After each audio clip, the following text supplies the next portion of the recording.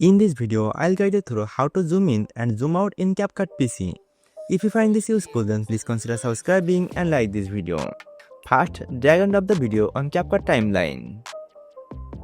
Then you need to select the part where you want to start zoom in effect and take your cursor there and select the video.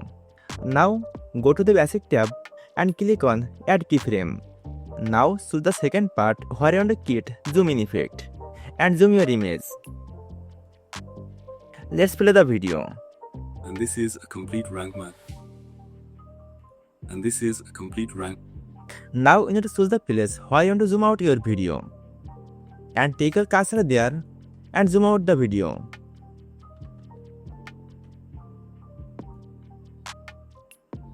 Let's play the video.